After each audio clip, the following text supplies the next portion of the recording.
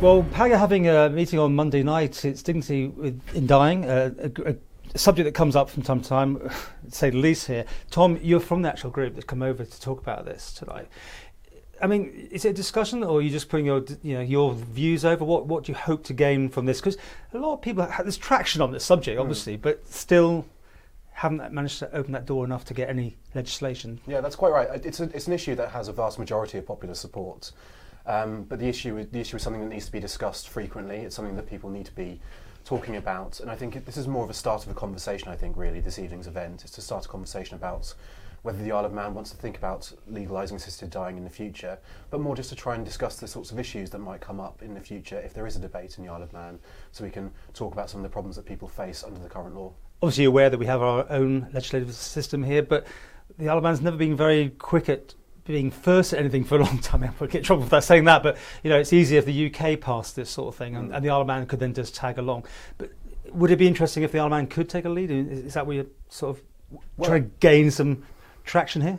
I mean, certainly the Isle of Man could be the first jurisdiction within the British Isles to legalise assisted dying, and it's certainly within its power to do so. And were it to do so, it would be a phenomenal step forward for dying people both on this island, and a real signal to the rest of the UK to actually do something about this. Yet you still have critics, clearly religious groups.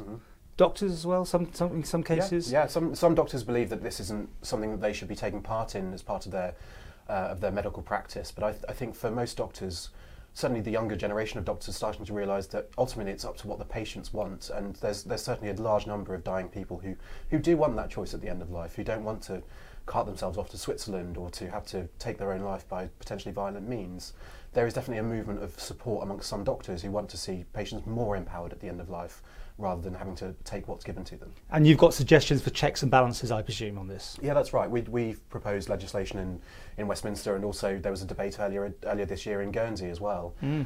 Places have seen the sorts of checks and balances that happen in countries like the USA, in Canada, in Australia, checks and balances that work well, that protect people who might be vulnerable, but also give that choice and control to dying people so they can have that choice at the end of life. You bring up Guernsey. I mean, at one stage the media got very excited about that. It looked like it could happen, but it failed there even. Yeah, I mean, Guernsey was a very interesting debate for us, because there was clearly a lot of popular support, but there was clearly a lot of people within the states of Guernsey who hadn't been convinced of the arguments yet. And I think what we'd like to do with the Isle of Man is actually explore those arguments first and foremost with the people on the island and with their representatives. And if there is a demand for change, then we will support it. But at the moment, all we want to do is just find out what the state of play is, really. Because tonight it's not a debate, is it? You're just putting your case, aren't you? We're opening the conversation. That's all we're doing. We want to open the conversation as to what we think with our supporters, with anyone who might be interested in the subject on the island, and then we'll see how it goes from there. There may be a possibility for a debate in the future, but at the moment it's just sort of starting that process.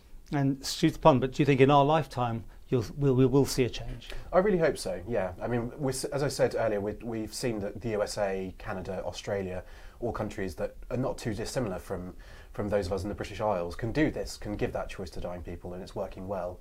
I think the more and more we start to see other countries like ours start to make that choice, then we start to wonder, why on earth can't we do it here?